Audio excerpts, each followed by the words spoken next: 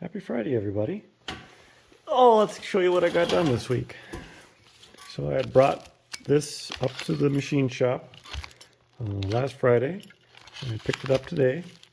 They put in a oil light bushing in this and trued up this surface. So it back to just a nice pivoting tolerance, because there was all kinds of wore out, sloppy side to side. This is the fan hub assembly. So this goes on the front casting here. That mounts on the front casting like so. You got the spring that comes down here to put tension on the fan hub assembly, which goes on there like so. So that is done. I was looking at, I got this cleaned up today, ran it through the sandblaster. Actually ran this through the sandblaster too, all these parts. I was looking at this Hyatt roller bearing is shot. It was a ball of rust, if you remember. I actually ran it through the sandblaster because I had nothing to lose. It was no good the way it was. And basically rust that was all that was holding it together, because when I got done cleaning it up, it was starting to fall apart. These end caps were, coming off, so all the rollers and spacer rods were falling apart. So I actually carefully put it back together and peened them back over a little bit just to hold it together so I could see what was what. But they don't roll very good, and it's wore out, and it's junk. The shaft is in pretty poor shape. It's pitted, corroded, because that should be a nice smooth surface. This Hyatt bearing should roll on there. That's your inner bearing race, basically. If I can get it on here.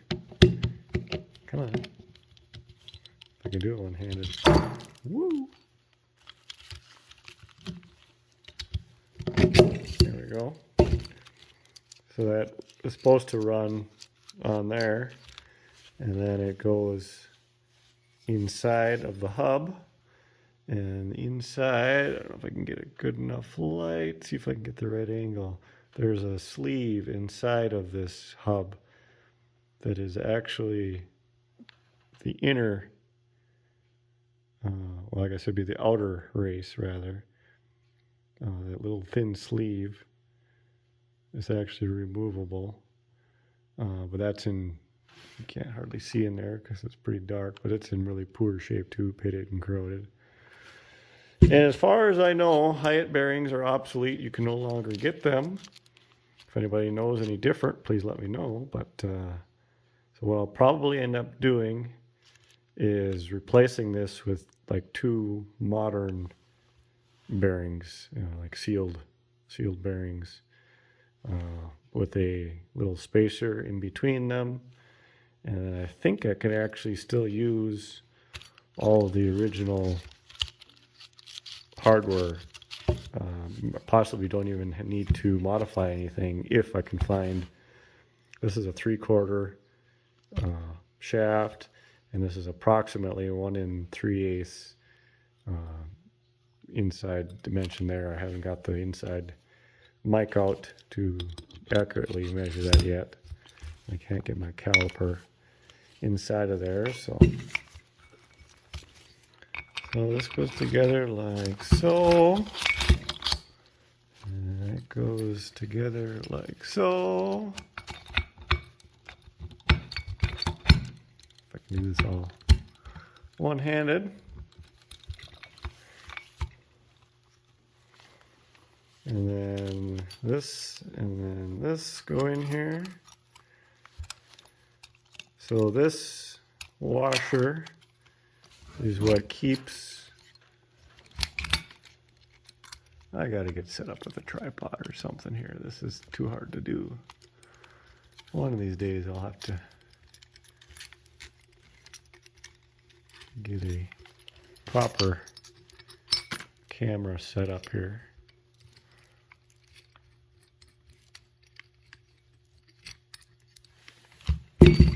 Okay, try this again. So, with all those washers in there, and then there should be a little lock wire on that groove in the shaft. So that keeps the shaft from going back any farther. And then it can't come forward because once the fan hub is on here, I guess that's what keeps the shaft from walking any farther this way. So, I think I can probably, like I said, use the same setup if I can find a modern bearing with those ID-ODs that work. So, I'll have to figure out that project someday, because this is all wore out. That would never fly. So that's a project for someday here. I was also working on, I got my toolbox door all put together.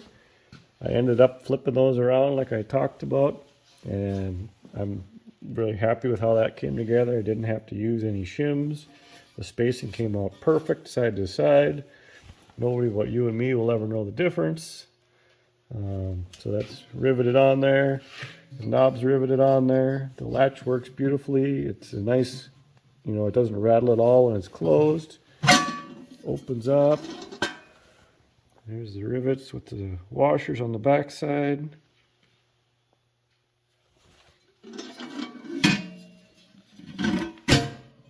Closes very nicely.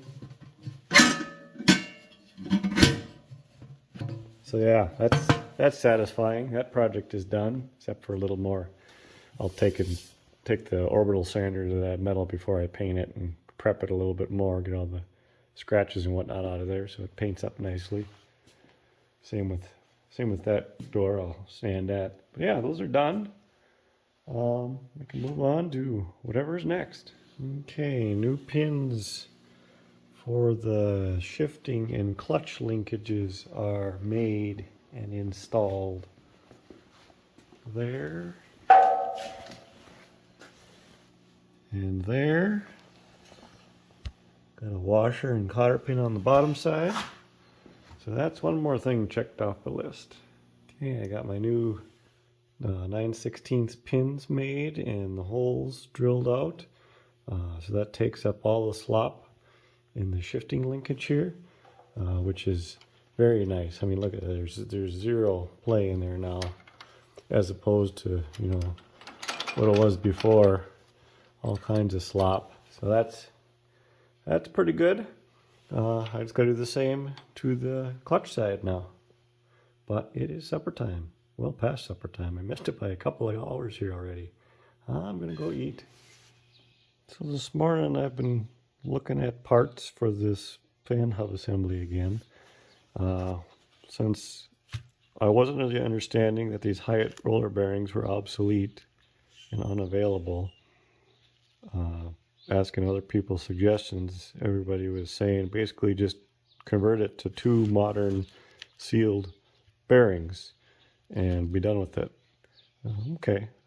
So I went into Napa this morning to try to find some bearings to work with this. We weren't having really good luck finding any.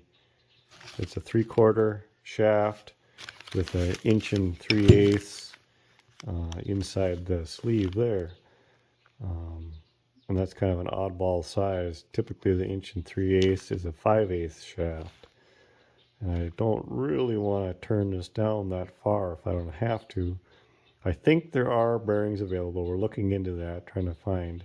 But in the process of looking for myself a little bit at home, I happened to actually come across some new Hyatt roller, well, not Hyatt, but they're roller bearings that I believe are this size. So I actually ordered them up, and if I can make them work, maybe we'll go that route instead.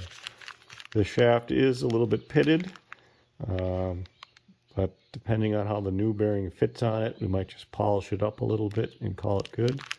Like some of the old timers say, well, that's just more pockets for the oil to be in, right?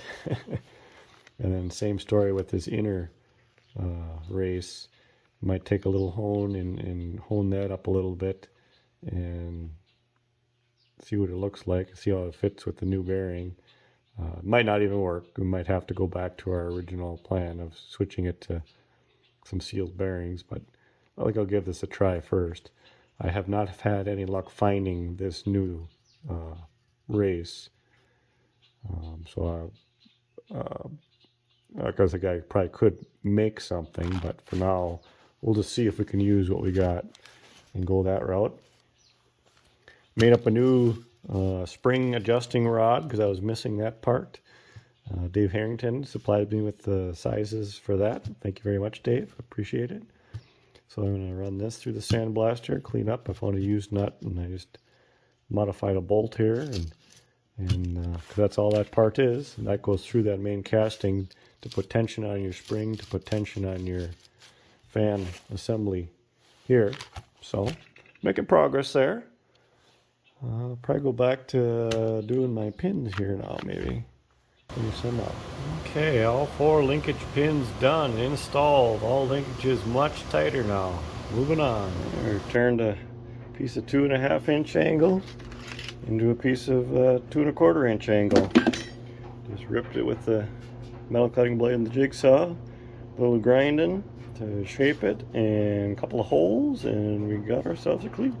Okay, all the hardware for the sector gears has been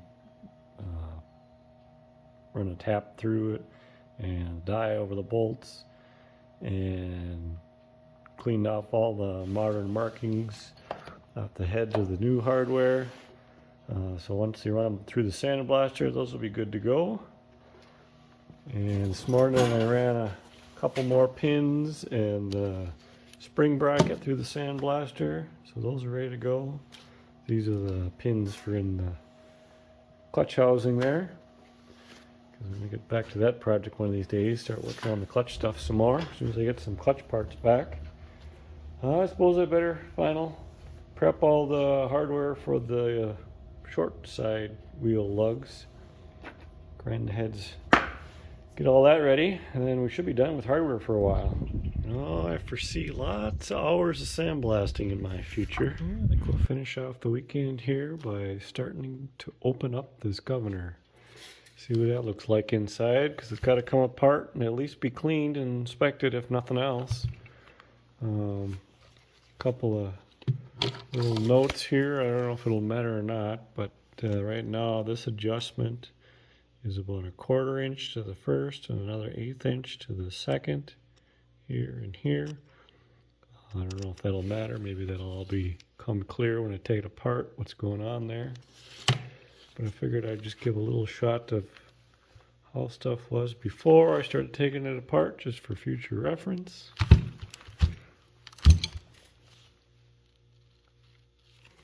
And that's not very reassuring. I haven't even begun yet, and I've already discovered that this gear, if you can see it on video or not, but this gear, I can move it back and forth on the shaft. This way.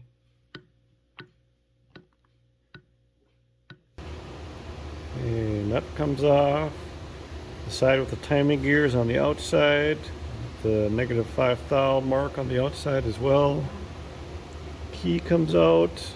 The flat side was towards the housing. First peek inside. I took the 3 bolts out, and this has definitely been in recent history, because these are more modern plated bolts. They don't even all match. So somebody's been in here before. So then this cover come off, and you can kind of see a little bit of the internals here now.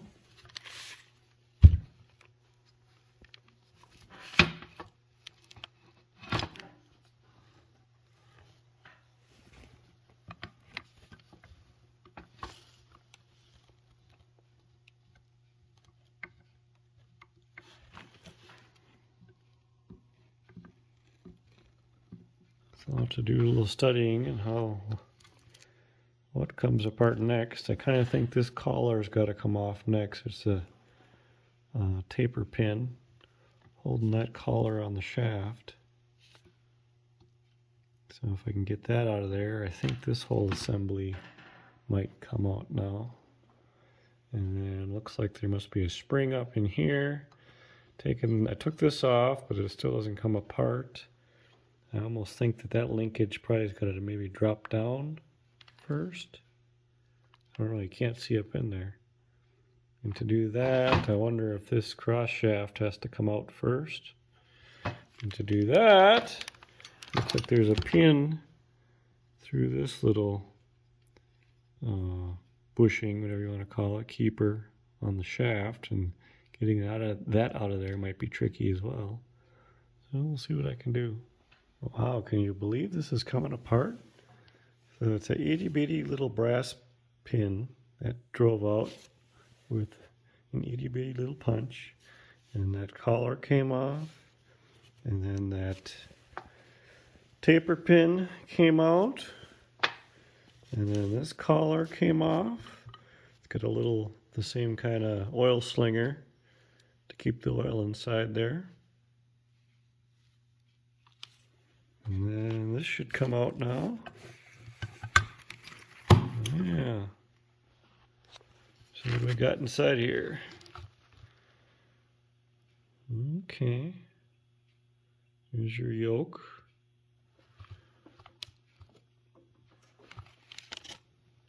There's a spring up inside of there. And I know from a picture David Dickmeyer sent me of his disassembled governor that there's another smaller spring. Yeah, if you can see it in there or not, but you can just make out. I don't know how that all gets put up inside of there. It's going to be tricky. Okay, well, we'll see what comes apart next here. Okay, so I can confirm that this is not brand new old stock for sure now. So this is the yoke that goes up on there. The hole goes towards the top for reassembly purposes.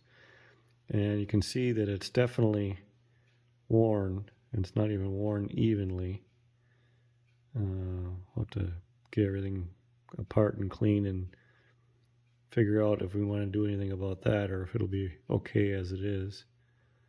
I'm kind of thinking maybe it's worn funny if this yoke is actually be tilted like that, so it's not worn evenly. I'm not sure how thick that's actually supposed to be new either.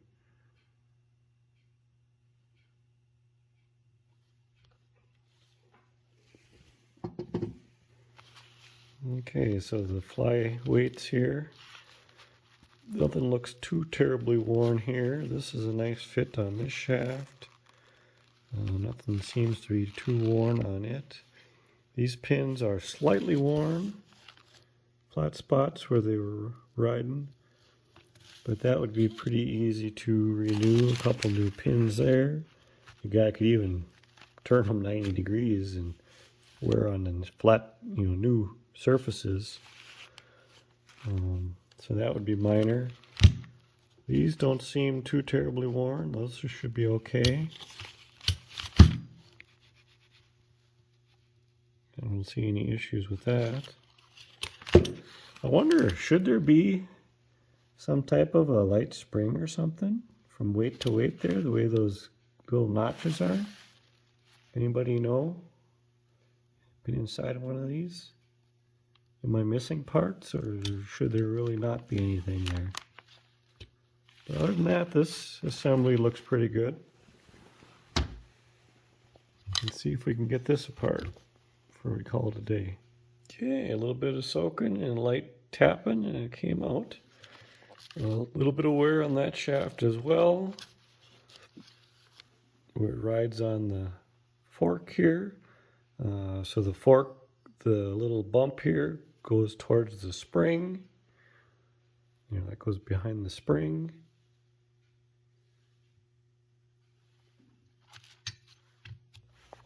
Well, I don't know how that comes apart. I'm going to have to pick David's brain. He has his apart. I mean, I know there's a spring, big spring, there's a little spring, and there's some type of a little collar between the two. But I don't know what, if anything, holds that collar to the shaft here. I don't know. You can't hardly see up in there, so I don't know how it comes apart. Anyway, I'll have to look into that. I think I'm going to call it a week here. But the only thing major I see is we might have to address this worn part. I'll have to, there again, get with David and see how thick this is really supposed to be, how worn it is. And depending on that answer, you know, what we do about that, if I should consider fixing that or not. Other than that, came apart pretty good. No major issues to deal with. So that should be fairly simple to rebuild and put back together. Cut a new gasket. They just had a piece of thin cork gasket in here. So we can just cut our own there. There is no seal. That end, it just flings off and then drips back down through the bushing there to have the oil go back into the housing. Like I already mentioned, the other end has just an oil slinger to keep the oil in the governor. So yeah, I think I'm going to call it a day here. I thank you all for watching. If you haven't hit the subscribe button, please do that so you're notified when new videos come out. And I will see you all next week.